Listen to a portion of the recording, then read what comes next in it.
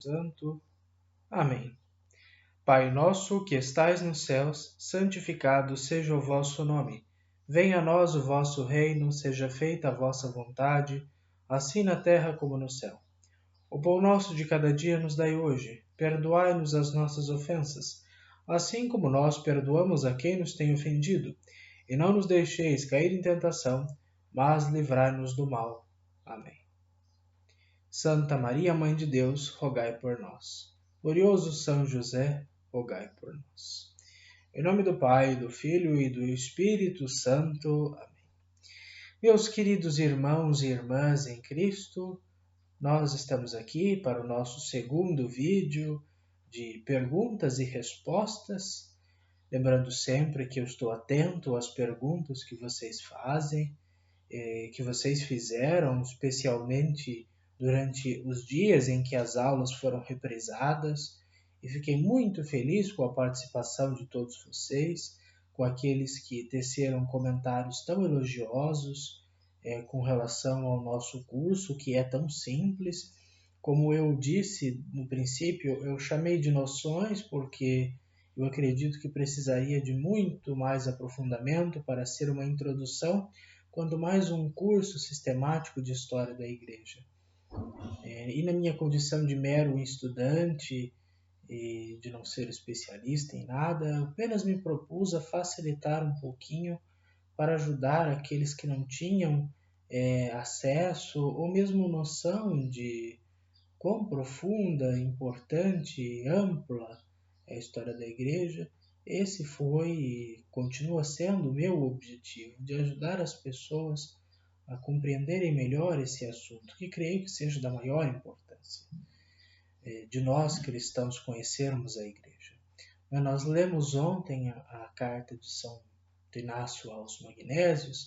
Ele vai dizer nesta mesma carta que, olha, convém sermos cristãos não apenas de nome, mas de fato. Então convém, para isso, para sermos cristãos de fato, conhecermos a história da nossa igreja. Qual de nós não conhece a história da nossa família? Qual de nós não conhece a história da nossa mãe? Conhecer a história da igreja é conhecer a história da nossa mãe. E conhecer a história da nossa mãe nos ajuda a melhor compreendê-la, amá-la e, enfim, nos ajuda a sermos filhos mais próximos. Assim, nós devemos sempre conhecer mais a história da igreja, não importa se nós tenhamos alcançado um nível elevadíssimo na nossa formação, sempre haverá o que aprender. E crendo que as perguntas são meios que nos ajudam a dialogarmos, a estabelecermos um contato e também crescermos no conhecimento de história da igreja, no aprofundamento de certos assuntos que são muitas vezes passados com muita rapidez, porque o tempo é curto e também, mais do que o horário que nós nos propomos, ficaria algo por demais cansativo. Há quem diga que 5 minutos é o tempo em que nós conseguimos prestar atenção focadamente em alguém, por mais que nós gostemos dessa pessoa ou daquilo que ela está falando, mas nós precisamos de um pouco mais, e por isso é que esses vídeos estão tentando complementar algumas coisas, principalmente as dúvidas de vocês. Então, quanto mais perguntas vocês trouxerem, mais nós vamos aprender, mais nós vamos refletir sobre esse assunto. É claro que nós ainda precisamos de tempo para rever as aulas, para encontrar as dúvidas, para surgirem questionamentos, mas se você já tem alguma coisa de leituras prévias ou dos vídeos, ou de alguma questão que está relacionada que nós não abordamos diretamente, você pode deixar a sua pergunta que eu me esforçarei para trazer uma resposta considerável para o assunto. É claro que alguns assuntos exigem uma resposta maior, outros menor, outros são temas mais polêmicos, outros menos, mas aqui nós estamos não para ofender, mas para informar. Santa Bernadette Soubirous teria dito que o meu dever é informar, não convencer. Então não estou aqui para convencer. Você se convence se você bem quiser. E que Deus ilumine você para que você se convença da verdade não das coisas necessariamente que eu estou dizendo, porque sou eu quem diz, mas porque é a verdade, é a igreja, ela é o corpo místico de Cristo e a sua história, apesar das nossas limitações e da nossa tendência de ideologizar as coisas e de compreender as coisas parcialmente, a igreja passou por todas estas coisas, ela é esta realidade divina presente na humanidade. Mas não estou aqui para dar mais uma outra aula sobre os últimos assuntos que nós vimos, mas para responder as perguntas. Então, vamos lá. A pergunta do nosso irmão José Severino da Silva, ele fez a pergunta 11 e 12, e são perguntas muito interessantes, porque são dúvidas, talvez não seja uma dúvida necessariamente dele, mas de outra pessoa, e que acaba sendo a dúvida de muitas e muitas e muitas e muitas pessoas, católicas, inclusive, batizadas, inclusive, participantes da igreja, inclusive.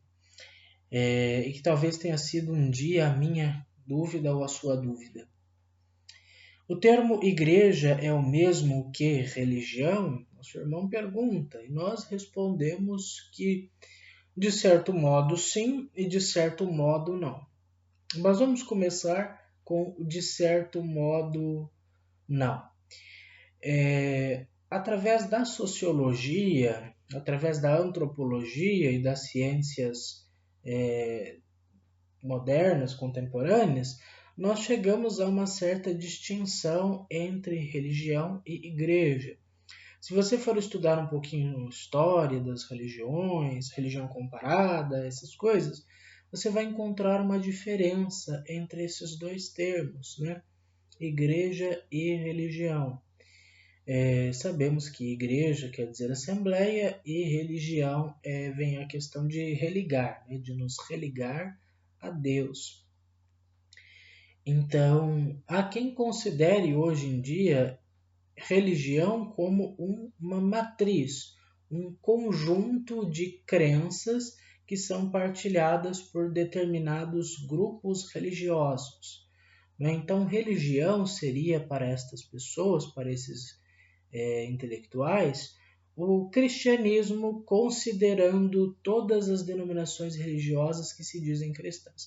E se nós formos estudar cristianismo numa história, no sentido de considerarmos o ponto de vista das outras denominações acerca do cristianismo, né, como algumas obras fazem, né, uma história ecumênica da igreja, história da igreja cristã, estas coisas geralmente feitas por protestantes ou por pessoas do diálogo ecumênico, etc., nós vamos encontrar o cristianismo usado nesse sentido, de ser a grande matriz, a grande raiz, a videira, né, o tronco no qual saem várias árvores, vários galhos, vários ramos, várias denominações.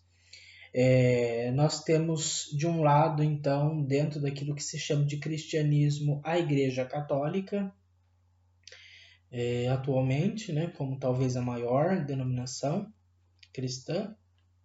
Depois nós temos a Igreja Ortodoxa, né? Nós temos a Igreja Ortodoxa próxima a essa denominação. E depois nós temos o protestantismo como o segundo maior, eu imagino, hoje em dia. E dentro do protestantismo nós temos diversas denominações religiosas, diversas linhas. Temos luteranos, temos calvinistas, temos anglicanos, temos avivacionistas, pentecostais, enfim, temos diversas matrizes, diversos ramos, diversas ramificações dos ramos. Então, o protestantismo é um ramo, e neste ramo do protestantismo teriam várias ramificações. E quando nós estudamos sob essa perspectiva, alguns entendem certas seitas, certas cismas, certas denominaçõezinhas no catolicismo, né? Então, entendem, por exemplo, a Igreja Católica Brasileira, a Igreja Católica do Palmar de Troia, Igreja Católica Independente, veterocatólicos e outros como sendo divisões que aconteceram dentro da Igreja Católica e que essas divisões são católicas, ou na verdade não são. Dentro da Igreja, da Igreja Ortodoxa é a mesma coisa, nós temos 14 ou 15 grandes igrejas e alguns patriarcados, algumas sedes semi-independentes, parcialmente reconhecidas, etc. E, além disso, nós temos ramos gnósticos do cristianismo, temos não trinitaristas, temos testemunhas de Jeová, enfim, temos até mesmo temos desigrejados, temos pessoas sem igrejas e outros grupos menores, como os ortodoxos não calcedonianos, a Igreja Síria do Oriente, os cristãos de São Tomé, enfim, uma variedade de grupos que fazem parte do cristianismo. A mesma coisa no judaísmo, a mesma coisa no islamismo, a mesma coisa no budismo, diversas correntes, tradições, comunidades que fazem parte de uma matriz religiosa. No caso da nossa, seria a matriz cristã. E igrejas são as comunidades, ou são, vamos dizer assim, os membros que se identificam dentro de uma matriz religiosa como um grupo específico. Né? Então, a igreja seria a sociedade e, aliás, a religião seria a sociedade e a igreja seria a tribo. Né? Então, eu sou cristão católico, eu sou cristão protestante, eu sou cristão ortodoxo, eu sou cristão gnóstico, eu sou cristão sei lá o quê. Então, primeiro religião, depois igreja, como se fossem coisas distintas. Qual é a compreensão da igreja acerca disso? Na verdade, a igreja se compreende como a única representante, a única igreja de nosso Senhor Jesus Cristo. O que vem depois é cisma. O que vem alegar ser igreja não o é plenamente como é a Igreja Católica. E por isso vamos na Dominus Iesus novamente, porque ela é referência para nós. Especialmente para responder a questão agora, número 12. Afinal, Jesus fundou a igreja ou religião? Ora, Jesus fundou uma religião, que é a Igreja Católica, e Jesus fundou a igreja, que é a religião católica. Nesse sentido, para o catolicismo, igreja e religião, segundo a doutrina, segundo a tradição, são a mesma coisa. Recentemente, o magistério, pelo Concílio Vaticano II, e posteriormente reconhece a existência dessas igrejas, dessas denominações cristãs, a chama de igreja, e com isso introduz uma certa pluralidade no cristianismo. Mas essa pluralidade está em vista do diálogo ecumênico, está em vista da cooperação, da busca pela unidade, é uma coisa prática, com um ponto de vista teórico da unidade, etc, etc. Mas, mesmo reconhecendo o estatuto eclesiológico dessas denominações, não muda o fato, isso quem vai dizer é Dominus Iesus, não sou eu, de que Jesus deixou apenas uma única igreja, que é a católica, e as outras igrejas elas estão com uma comunhão deficitária, são igrejas, mas igrejas, semi-igrejas ou igrejas que não estão ainda em conformidade, em comunhão com a única igreja, que é a católica. Então, no número 16 do Dominus Iesus, respondendo à pergunta do irmão, vai dizer: o Senhor Jesus, único Salvador, não formou uma simples comunidade de discípulos, mas constituiu a igreja como mistério salvífico. Ele mesmo está na igreja e a igreja nele. Por isso, a plenitude do mistério salvífico de Cristo pertence também à igreja, unida de móvel inseparável ao seu Senhor. Então veja só que interessante. Logo mais à frente ele vai dizer, olha, os fiéis são obrigados a professar que existe uma continuidade histórica, radicada na sucessão apostólica entre a igreja fundada por Cristo e a Igreja Católica. Você pode ler a Dominus Jesus inteirinha, que eu recomendo, é muito curtinha, são uns 20 números, pouquinhas páginas. Um documento, como eu falei ontem, custa R$ 3,50, está disponível no site do Vaticano. Então, com certeza vai ser uma leitura que vai ajudar muito a cada um de nós a compreender melhor essa questão de igreja, de salvação, etc. Veja bem, às vezes algumas pessoas dizem que Jesus não fundou a igreja, que Jesus fundou uma comunidade e a comunidade fundou a igreja. Errado. Olha o que nos diz a Dominus Jesus. Jesus não deixou uma simples comunidade de discípulos. Ele fundou uma igreja, ele constituiu. E ele está na igreja que ele fundou como a cabeça do corpo, que é a igreja. Ele é a cabeça, a igreja é o corpo de Cristo. Então, os apóstolos não são apenas, nós achamos Jesus legal, então vamos levar adiante. Ele ensinou isso aqui, olha só que legal. Não é um grupo de admiradores de Jesus. Não é simplesmente uma comunidade de fãs. Não, a igreja é uma sociedade fundada por nosso Senhor Jesus Cristo. É um mistério, é o mistério do corpo de Cristo presente na história. Portanto, Jesus fundou a igreja católica. E vai dizer, olha, que nós somos obrigados, nós, você e eu, os demais batizados, obrigados a professar que existe uma continuidade histórica, ou seja, que a igreja de hoje, a igreja no ano de 2021, com Francisco, com os bispos, com padres, diáconos, religiosos, leigos, com as nossas dioceses, paróquias e demais realidades, que é a mesma igreja de 2000 anos fundada por nosso Senhor Jesus Cristo. O que muitos protestantes vão dizer? Isso eu vou falar um pouquinho mais em outra questão.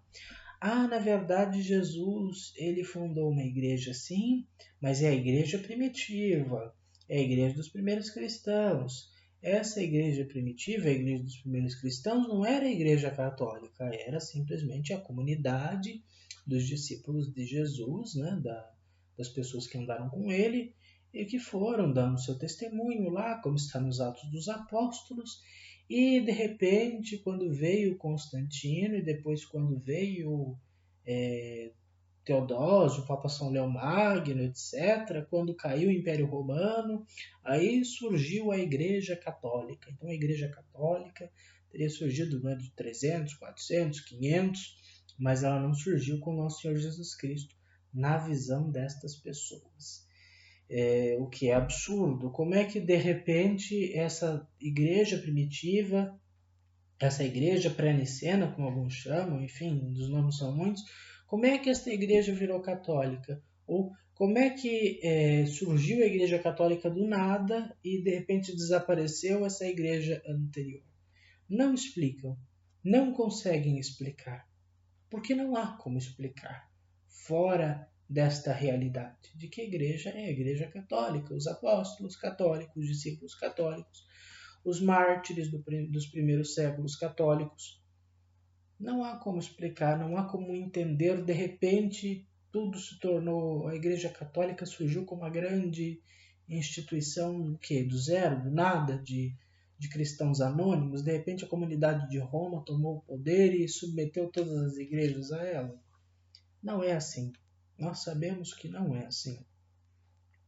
Isso, os livros de história da igreja, e até mesmo bons livros de história comum, nos dão testemunha. Eu espero então com isso ter respondido esta questão e vamos voltar nela mais para o final, quando nos depararmos com uma pergunta bem interessante. Enfim, qual que é mesmo aqui? Sim. Número 13. O motivo de dominar o Egito, né, durante as cruzadas, se o objetivo era a Terra Santa. E se houve expedições marítimas, né, nesse caso, no caso das cruzadas. Muito bem, excelente pergunta. O caríssimo Anderson Weller, que tem feito comentários muito inteligentes, muito interessantes nos nossos vídeos. Um abraço para você, Deus te abençoe, caro irmão. Como eu lhe respondi nos comentários, agora eu respondo porque pode talvez ajudar a todos. As cruzadas, então, elas eram expedições militares terrestres e também marítimas.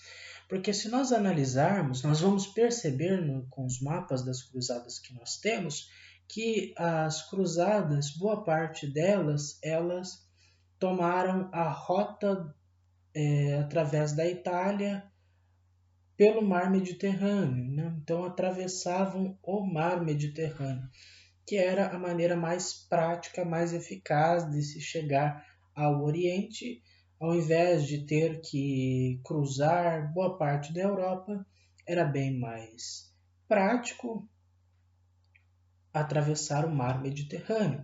Então os cruzados geralmente tinham 3 cidades, não só os cruzados, mas os comerciantes, os viajantes, os políticos, as celebridades da época, né, os intelectuais, as pessoas que se deslocavam, elas tinham as cidades marítimas, entre as quais se destaca a cidade de Marsella, na França, e as 2 cidades italianas de Veneza e Gênova, né, da qual partiram boa parte das cruzadas, especialmente a Quarta Cruzada, no caso de Marsella, especialmente as cruzadas de São Luís IX. Então era mais fácil se chegar ao Egito e à Terra Santa atravessando o mar Mediterrâneo. Era mais fácil chegar a Constantinopla, né, passar lá pelo Bósforo, etc. Era bem mais fácil através do mar Mediterrâneo. Então, uma parte das cruzadas consistiam em expedições marítimas, não apenas para chegar ao Oriente, mas também para o Ocidente, né? Para chegar à França, Portugal e à Espanha, e assim então pelo mar Mediterrâneo, que é o mar Mediterrâneo, vamos dizer assim, é um dos berços do Ocidente, né?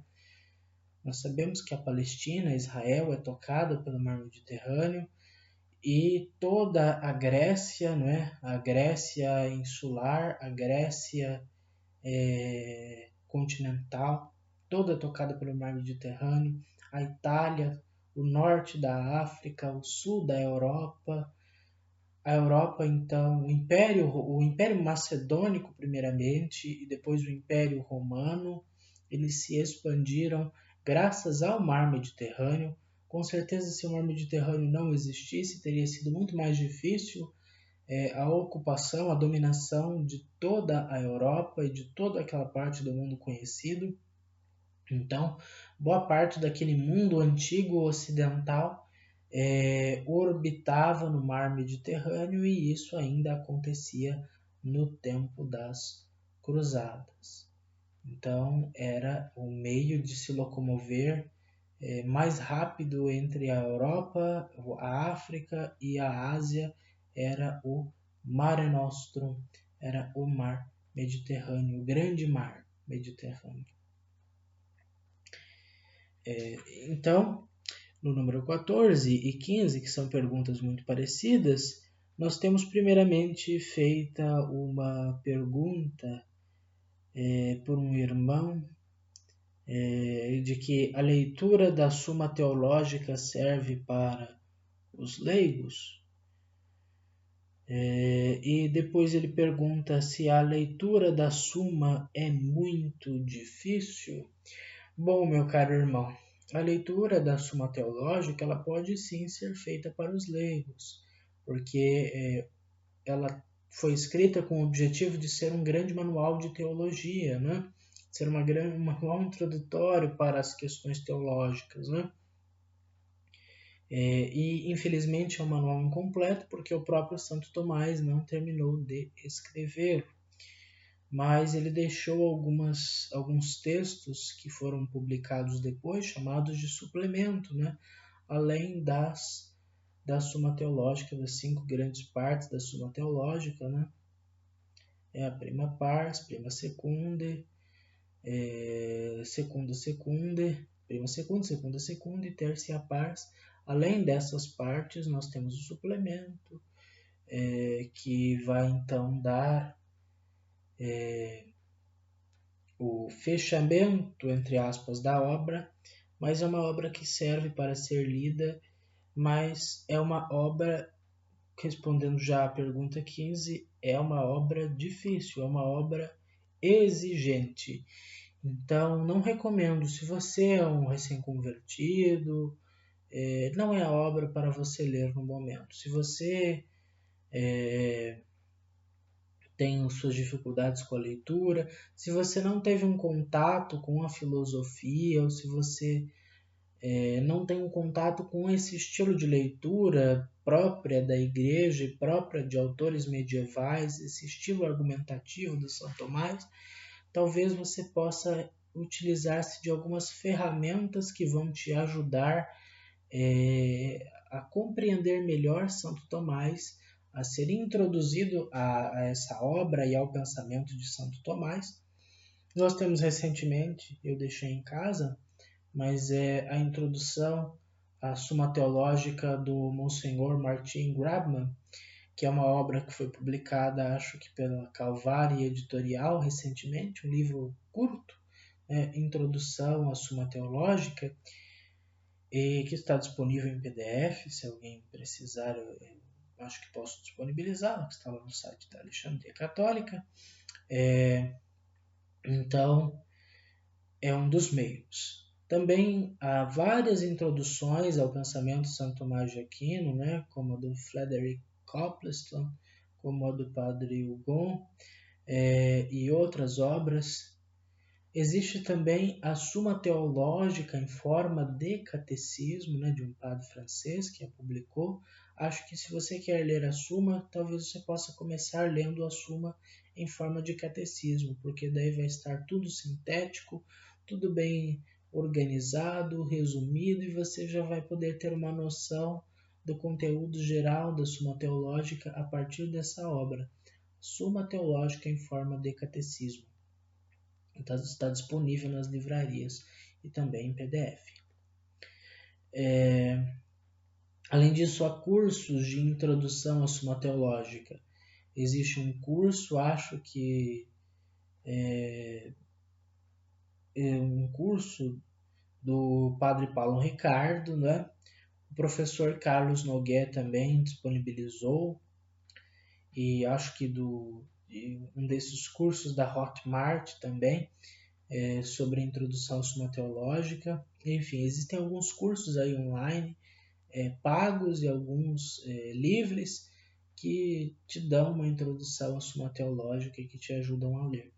Mas talvez seria interessante você começar a ler essas obras introdutórias e estudar um pouquinho de filosofia, especialmente de filosofia antiga, conhecer um pouco do pensamento dos autores mais clássicos, conhecer um pouco dos filósofos pré-socráticos, especialmente Parmênides e Heráclito, conhecer um pouco de Platão e Aristóteles, e talvez conhecer um pouco da Sagrada Escritura e um pouco da tradição, porque São Tomás de Aquino vai fazer essa grande síntese, e a partir dessa grande síntese vai construir um grande edifício com as suas próprias ideias, da filosofia antiga pagã e da tradição bíblica e cristã.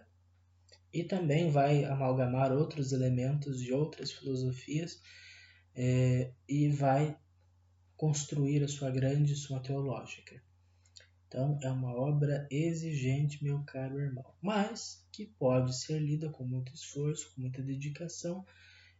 O grande Bernardo Veiga parece que tem uma introdução ao pensamento de São Tomás de Aquino. Ele tem um canal no YouTube, o Aknat, que é maravilhoso. Enfim, existem muitas iniciativas sobre São Tomás. publicaram recentemente as grandes teses da filosofia tomista, depois 2 livros, acho que dos 7 Lágios, sobre o Santo Tomás de Aquino, enfim, há muita coisa sobre Santo Tomás, a biografia dele do Chesterton e outras obras, acho que no Giovanni Reale também tem bastante coisa sobre São Tomás, e agora na História da Filosofia de Copleston, sobre Santo Tomás, enfim, muita coisa sobre Santo Tomás, graças a Deus, cada vez mais. E você pode começar por introduções e, se possível, quando for adquirir a Suma Teológica, aquela edição da Loyola, que é aquela edição comentada. Então aí talvez você possa ter uma leitura guiada lá ao texto em latim e ao texto em português. Mas se você, assim como eu, não tem esses recursos para conseguir a Suma comentada, você pode adquirir aquela edição da Eclésia de 5 volumes, porém sem o texto latino e sem os comentários, com a tradução do Alexandre Correia, enquanto a tradução da Loyola é a tradução organizada pelo falecido Frei Carlos Josafá. E Santo Tomás é um clássico. A encíclica Aeterni Patris do Papa Leão XIII recomenda Santo Tomás. Ele que é o arcano da sabedoria divina, como muitos o chamam, ele que é o doutor comum, doutor universal, é o doutor angélico. Ele deve ser lido por nós, leigos, seminaristas, padres, pessoas de boa vontade. Ide a Tomás. Então vamos até Tomás e vamos aprender a apreciarmos a verdade, a sermos amigos da sabedoria, não apenas da sabedoria pagã, mas da sabedoria eterna, que é nosso Senhor Jesus Cristo, e com certeza sairemos de lá pessoas muito mais sábias, muito mais espiritualizadas e muito mais santas do que entramos. Mas fique com essas indicações e adquira, irmão, especialmente a introdução à Suma Teológica do Monsignor Grabman e algum outro curso, como o do Padre Paulo Ricardo, que vai ajudar você a começar a leitura da Suma Teológica.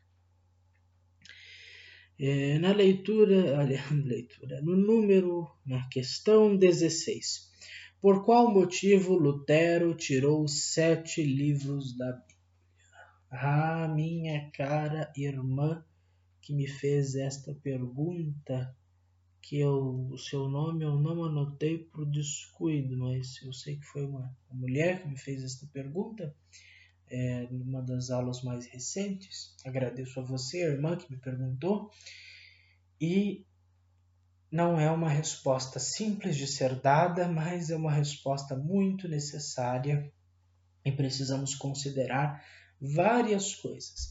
Antes de tecer o meu comentário particular acerca dessa questão, eu quero pegar novamente aquela obra do compêndio do Cânon Bíblico do Padre Valdecir Gonzaga e analisar o que ele diz sobre o Cânon Bíblico de Lutero. Então veja só, a página 341, o Cânon de Martinho Lutero.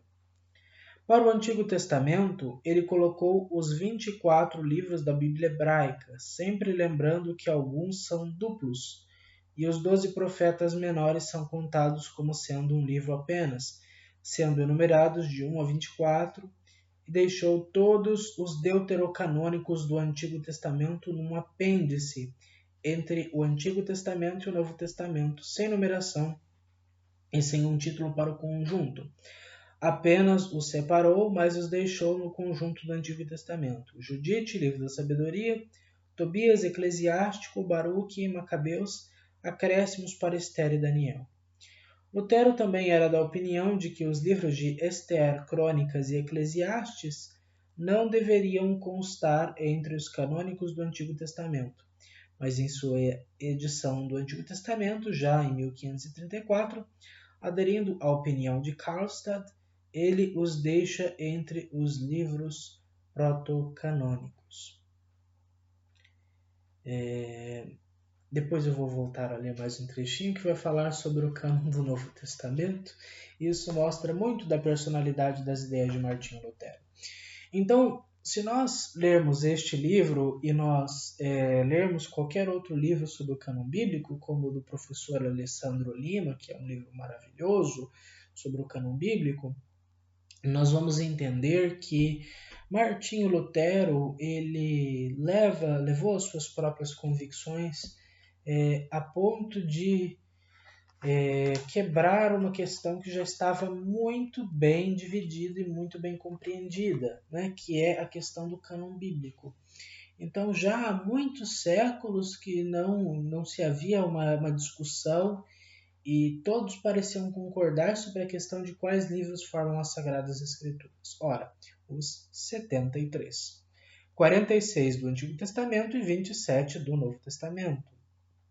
Entre os 46 livros do Antigo Testamento devem estar aqueles que foram chamados de deuterocanônicos, os 7 livros deuterocanônicos que nós sabemos: Baruque, Eclesiástico, Sabedoria, Tobias, Judite, os 2 livros dos Macabeus e as adições, as chamadas adições gregas, ou melhor, Esther grego e Daniel grego. Que essas são as partes chamadas deuterocanônicas. Mas Lutero, alguns acreditam que por questão de pressa, porque ele estava empenhado na tradução da Bíblia, da Sagrada Escritura, para o alemão, isso depois de 1522, ele já havia rompido com a igreja em 1521, então ele já era, por assim dizer, um protestante independente. O seu esforço era de trazer a Bíblia para a língua alemã e com isso, então, ele começou a se dedicar à tradução da Bíblia. E alguns dizem que por falta de tempo ou para apressar a conclusão da sua tradução e depois na sua publicação, ele teria então traduzido primeiro os protocanônicos, né, os 39 livros protocanônicos, que se você juntar os que são duplos e os 12 profetas menores em um só, dá 24, né? Ele teria traduzido esses primeiros e depois apenas traduziu os deuterocanônicos e os colocou no apêndice. Veja que ele queria colocar até Eclesiastes, Crônicas, como está aqui, e também queria colocar Esther como um deuterocanônico, né? Mas ele acabou colocando nos protocanônicos mesmo, e assim fez a sua Bíblia para o Antigo Testamento. Mas há quem diga que o Martinho Lutero teria feito isso porque esses livros que são chamados de deuterocanônicos, eles não eram úteis para o seu propósito e continham ensinamentos contrários à sua doutrina. Por exemplo, nos livros da Sabedoria e no livro de Macabeus, nós temos nos livros de Macabeus nós temos a menção da oração pelos mortos.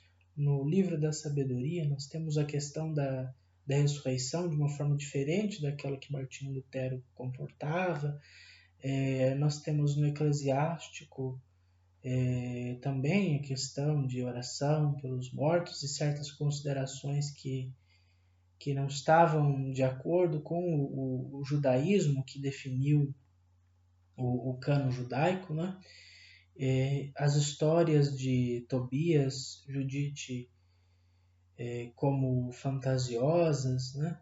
E, enfim, críticas tecidas ao profeta Baruque, né? Que por ser uma profecia bem pequena e discutida entre os judeus não seria então canônico, enfim, várias objeções com relação a esses livros, que alguns dizem que contêm erros e coisas falsas e por isso não são inspirados por Deus. Ora, toda a cristandade, desde os tempos antigos até aquela época, costumava aceitar esses livros como inspirados. Por mais que eles tivessem esse rótulo de segundo cânone, mas não eram considerados como livros não inspirados por Deus, apenas eram livros que não eram aceitos pela totalidade, que não eram unânimes. E Lutero, então, teria se aproveitado dessas e outras questões que nós falamos para desconsiderar esses livros. E futuramente outras traduções protestantes, né, King James e outras, Genebra, enfim, outras traduções protestantes excluíram completamente os deuterocanônicos. Sobre a questão do Novo Testamento, como um plus, como uma curiosidade aqui,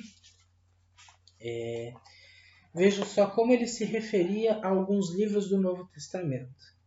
Ele chamava de deuterocanônicos do Novo Testamento a Hebreus, texto erudito, mas não de capital valor, Tiago, a carta de palha, Judas, inútil, pois é um resumo de 2 Pedro, embora hoje em dia prevaleça uma opinião inversa, e Apocalipse, falta-lhe tudo o que considero apostólico ou profético. Então, Martinho Lutero se colocava acima da inspiração divina, se colocava acima dos hagiógrafos, se colocava acima dos sensus fidei, se colocava acima da consideração de todos os santos padres, santos doutores, e de todo o povo de Deus e de toda a caminhada da igreja ao longo de mais de 1500 anos, justamente para fazer a sua própria Bíblia como ele bem entendeu. Mau sinal, penso eu. Mau sinal. Número 17, uma pergunta importante também, muito importante. Todas são importantes, mas algumas se destacam, né, pela sua complexidade e pela resposta que também precisa ser mais complexa. Os concílios eram convocados para combater heresias e problemas surgidos na igreja. Todos tiveram esse motivo. Ou teve algum concílio que tenha sido feito sem esse propósito? Uma pergunta de nossa irmã Fátima Pinheiro. Agradecemos a você, irmã, pela pergunta, que Deus a abençoe copiosamente. Então, temos sim o caso de um concílio que foi convocado sem o propósito de combater uma heresia ou algum problema da igreja. Se nós analisarmos os concílios antigos, Niceia, Constantinopla, Éfeso, Calcedônia, os concílios de Constantinopla, Niceia, Latrão, Lyon, etc., nós vamos ver que cada um deles trata de um problema muito pontual, seja um problema de ordem dogmática ou um problema de ordem pastoral ou política. De modo que mesmo um concílio como o segundo de Lyon, que tenha sido convocado para tratar da questão da vacância do Sacro Império, enfim, mesmo o concílio de Vienne, que tenha sido convocado para tratar da questão dos templários, mesmo esses concílios tiveram um certo status e tiveram um certo desdobramento e conclusão e finalidade diferente de um concílio específico que nos é muito caro, que é o Concílio Vaticano II. Então, o Concílio Vaticano II é uma exceção entre esses 21 concílios, porque não foi convocado para combater uma heresia e nem para combater um problema específico, embora houvessem problemas que são, de certa forma, contemplados pelo concílio, mas que não tratam diretamente de um combate. Não é um concílio para definir a fé, necessariamente não é um concílio para definir uma disciplina, mas é um concílio, sobretudo, propositivo. E por isso eu aqui faço a citação do grande Roberto de Mattei, O Concílio Vaticano II, uma história nunca escrita, um clássico da historiografia sobre o Vaticano II. E ele vai dizer aqui na página 8, lá no comecinho, vai fazer uma frase muito interessante. Vai dizer assim: contudo, o Concílio Vaticano II distingue-se dos precedentes pelo fato de colocar um novo problema aos historiadores. Os concílios exercem sobre o Papa e com o Papa um solene magistério em matéria de fé e de moral, apresentando-se como supremos juízes e legisladores no que diz respeito ao direito da Igreja. Ora, o Concílio Vaticano II não emanou leis, nem deliberou de modo definitivo sobre questões de fé e de moral. E como seria de esperar, esta ausência de definições dogmáticas abriu a discussão sobre a natureza dos documentos e a forma da sua aplicação no chamado período pós-conciliar. O problema da relação entre o concílio e o pós-concílio encontra-se, pois, no cerne do debate hermenêutico em curso. Então, nas palavras de Dematei, o Concílio Vaticano II não promulgou novos dogmas, não tratou de questões de fé e moral e não emanou leis. Então é um concílio diferente realmente de todos os anteriores. Mas com isso não quer dizer que o concílio seja inferior aos demais. Ele tem a sua importância, pois foi feito num momento muito vital da Igreja, e se ele não excomungou, não declarou, não definiu, não obrigou ninguém, é porque a base do Concílio Vaticano II é o diálogo, é a compreensão, é o ecumenismo, é a pastoral, é o entendimento, é a participação. É um concílio diferente, porque embora tenha sido realizados com a mesma estrutura, apenas o Papa, os bispos e representantes, ele, vamos dizer assim, foi precedido de uma consulta popular, nunca antes vista.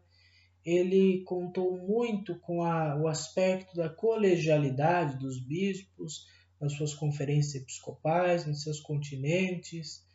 Ele, de fato, demonstrou muito da universalidade da Igreja nesses tempos globalizados, nos tempos da contemporaneidade. Então, o propósito desse concílio era ser um concílio diferente de todos os outros, para abrir, de certa forma, para fazer um adornamento, para realizar uma novidade, uma mudança, uma abertura para o diálogo com a modernidade, com o homem moderno, com os problemas modernos, com as questões modernas, salvaguardando a doutrina da Igreja de sempre, mas tornando-a melhor compreensível para o homem atual. É por isso que, para a mentalidade atual, segundo a visão dos Santos Padres, de São João XXIII e de São Paulo VI, proclamar novos dogmas, fazer leis para serem absolutamente seguidas, excomungar ou punir, ou simplesmente considerar o ponto de vista da Igreja, da hierarquia, da instituição, não servia aos ideais sob os quais o concílio foi convocado. Então, por isso que o Concílio Vaticano II merece uma especial atenção para nós, os estudantes de teologia, e para nós, os cristãos, porque trata-se de um fenômeno diferente, trata-se do nosso paradigma eclesial atual, trata-se então de um momento especial que a nossa compreensão deve cada vez mais se debruçar e que nós devemos sempre buscar mais saber sobre este concílio. Temos este livro, temos o Alberigo, temos recentemente o Enigma do Concílio Vaticano II, do professor J. Asbelo, e temos a Autoridade do Concílio Vaticano II, do padre Bernard Lucier, que são dois livros recentes que estão sendo publicados sobre este assunto do Concílio Vaticano II. Muito bem, eu espero ter respondido esta questão tão complexa.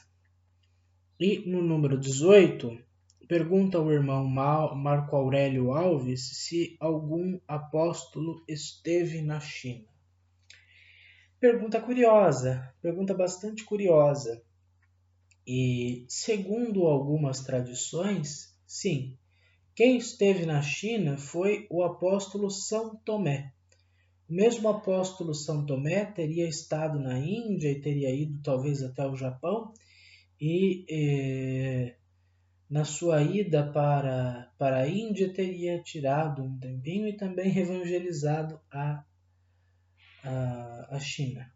Então ele é o padroeiro da Índia, o apóstolo da Índia, e muitas regiões que foram evangelizadas depois pelos jesuítas, no século XVI e em diante, foram encontradas pequenas comunidades cristãs sobreviventes na Índia, que são chamados cristãos de São Tomé.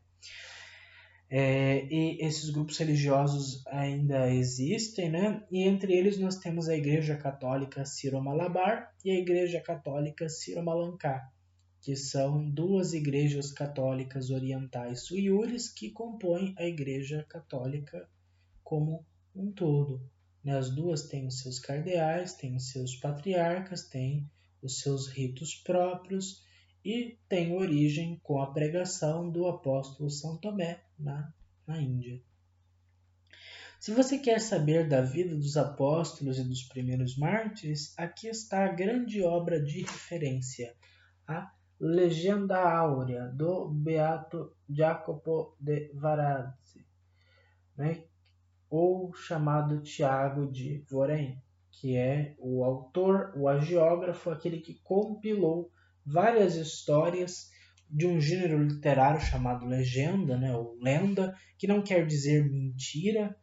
Lenda é um gênero literário que vai comportar histórias curiosas, histórias miraculosas, histórias hagiográficas realmente.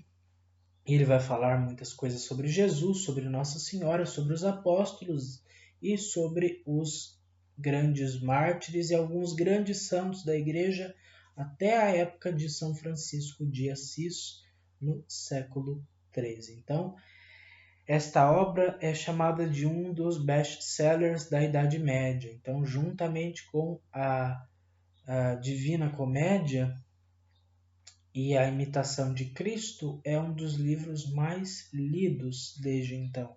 A Legenda Áurea, traduzida pelo grande especialista Hilário Franco Júnior, e que se encontra pela editora Companhia das Letras e também em PDF. E vai contar a história dos 12 apóstolos, para onde cada um foi, o que fizeram e as circunstâncias nas quais foram martirizados, né? Aqui sobre São Tomé nós temos a partir da página 81 até a página 86, isso, até a página 88 sobre São Tomé. Mas diferente do caso da Índia, quando os cristãos chegaram à China, no século VII, VIII, não havia vestígios de uma comunidade cristã naquela época. Talvez não tenha sobrevivido até aquela época as comunidades que São Tomé teria fundado, se ele realmente esteve lá. E no número 19, na questão, a Igreja Protestante diz que Constantino foi o primeiro Papa. Qual a origem? Então, meu irmão, eu fiquei bastante surpreso com esta pergunta. Realmente é lamentável assim que muitas pessoas evangélicas digam uma coisa dessas, que Constantino teria sido o primeiro Papa, ou que Constantino teria fundado a Igreja Católica, porque trata-se de uma grande mentira que já está muito mais que refutada por qualquer um que tenha um pouquinho de honestidade intelectual e interesse em tirar a prova real das coisas. Já é sabido por nós, basta pegar a história eclesiástica de Eusébio de Cesareia, basta pegar contra as heresias de São Irineu de Lyon, basta pegar qualquer manual, por mais simples que seja, de história eclesiástica e um livro de história decente, que vai mostrar que a igreja já estava bem constituída e organizada muito antes de Constantino nascer. Quando Constantino assumiu o poder, a igreja já estava no seu 32º pontificado, com o pontificado do Papa São Melquíades, a quem o Constantino e o Licínio dirigiram o Edito de Milão no ano de 313. Então a igreja já existia, o papado já existia, as comunidades eram bem constituídas e já estavam interligadas através da fé. Como é que a Igreja Católica foi fundada, sendo que por Constantino, sendo que ela já existia muitos séculos antes, estava organizada muitos séculos antes? O que Constantino fez foi reconhecer a Igreja Católica, a religião cristã, como mais uma entre as religiões que eram publicamente praticadas pelos romanos. Então, a Igreja Católica deixou de ser uma religião perseguida para ser uma das religiões que eram praticadas, assim como o paganismo romano, o judaísmo e qualquer outra religião que era praticada nos territórios do Império Romano. E ele foi escrevendo cartas aos procônsulos, a fim de dizer, olha, a partir de agora está proibido perseguir os cristãos porque nós reconhecemos e damos o direito a eles de cultuarem publicamente ao seu Deus, assim como os outros podem cultuar os seus deuses normalmente. Isto não foi um evento fundante, isto foi um evento civil e eclesiástico de grande importância, porque a igreja perseguida passa a ter estabilidade e ela passa a ter um papel, assumir um papel na sociedade bem mais, de uma forma bem mais tranquila. Não tão tranquila, porque daí nós temos depois a crise ariana. Mas a igreja para de ser perseguida a partir de Constantino, mas nós vamos ver que as coisas vimos e quando estudarmos mais veremos que as coisas não são tão simples assim. Então é uma grande falsa, uma falsa oriunda dos próprios protestantes, que acreditam que Jesus não fundou uma igreja e que se fundou a igreja, essa igreja é invisível, e essa igreja invisível não corresponde à Igreja Católica Romana. E se algum dia correspondeu à Igreja Católica Romana, esta Igreja Católica ela se vendeu ao Estado, essa Igreja Católica não corresponde à igreja primitiva, essa igreja católica é uma igreja política, é uma igreja romana, porque é de Roma, porque é fundada pelo imperador de Roma. Enquanto, na verdade, a igreja católica é chamada de romana, porque é a sede, porque a cabeça visível da igreja, que é Pedro, foi sepultado em Roma e o seu sucessor governa a igreja do mundo inteiro de Roma. Por isso. Mas não por causa de Constantino, até porque Constantino vai mudar a igreja, a capital, aliás, do império para Constantinopla. E então, Constantino deveria ser, então, fundado a Igreja Católica Apostólica Constantinopolitana, e não romana, porque Roma deixou de ser a capital do império no ano de 330. Então veja só que incoerência tudo isso. Agora, para concluir, vamos para a última pergunta que ainda foi feita pelo Marco Aurélio Alves, querido irmão ao qual nós dedicamos um abraço e pedimos para que Deus o abençoe, que é se a diferença entre os protestantes e os ortodoxos é basicamente a questão da sucessão apostólica. Sim, também é uma grande diferença que cria um abismo entre a ortodoxia, no caso os ortodoxos, os orientais separados, dessas igrejas protestantes evangélicas. Eles têm uma coisa que essas igrejas não têm, que é bispos, autoridades eclesiásticas que descendem dos apóstolos, verdadeira Eucaristia. Isso evangélico nenhum tem. No número 17 aqui da Dominus Iesus, vai dizer: as igrejas que, embora não estando em perfeita comunhão com a Igreja Católica, se mantêm unidas a esta por vínculos estreitíssimos, como são a sucessão apostólica e uma válida Eucaristia, são verdadeiras igrejas particulares.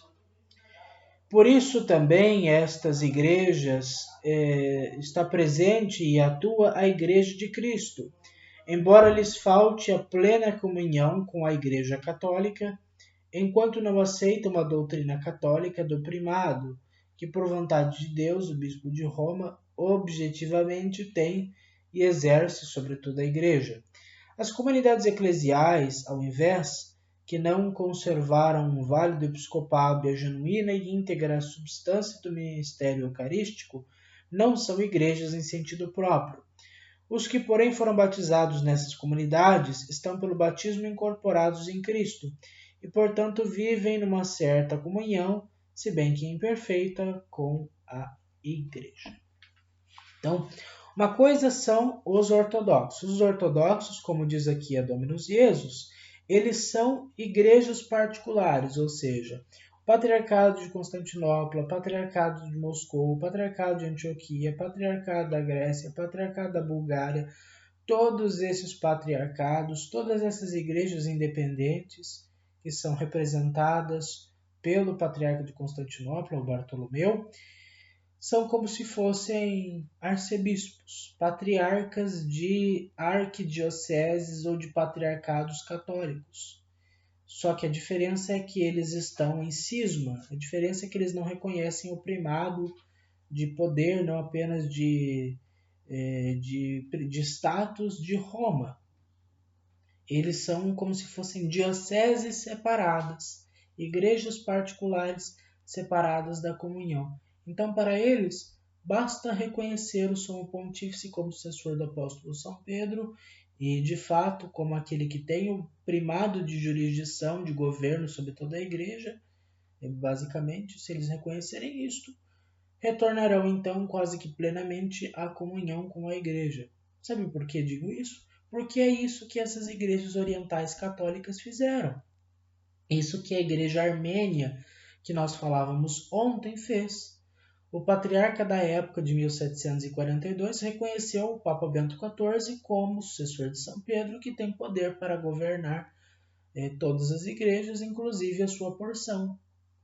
Então ele foi admitido no seio da igreja e desde então temos a Igreja Católica Armênia de volta à comunhão com a Igreja Católica de Roma, a Igreja Latina. Se os patriarcas, se os dignatários da Igreja Ortodoxa fizerem o mesmo, estarão completamente inseridos novamente no grupo de Cristo, como estiveram antes de 1054 ou antes de suas respectivas rupturas com a Igreja de Roma. Já os protestantes é diferente. Eles não têm o episcopado genuíno e não têm a Eucaristia. Então, eles não são igrejas em sentido próprio. Então, eles são igrejas assim, em sentido amplo. Né? Eles são igrejas de forma... Não, eles são igrejas por analogia. Não são igrejas como é a nossa igreja e como é a Igreja Ortodoxa, que é uma parte da Igreja Católica, uma parte separada. Os protestantes não são assim. Eles não têm bispos, não têm autoridades, não têm governo, não têm ordem, não têm Eucaristia. Então não são igrejas de verdade. Eles, pelo batismo, vivem numa certa comunhão, uma comunhão imperfeita com a igreja. São membros da igreja porque são batizados, assim como você e eu somos batizados. Mas, por conta da fé que professam e do modo como vivem a fé e do modo como compreendem a fé, e segundo o modo como estão unidos à sua própria comunidade, não fazem parte de forma que nós falamos ontem, de forma formal e visível da igreja, mas fazem parte de forma informal e invisível.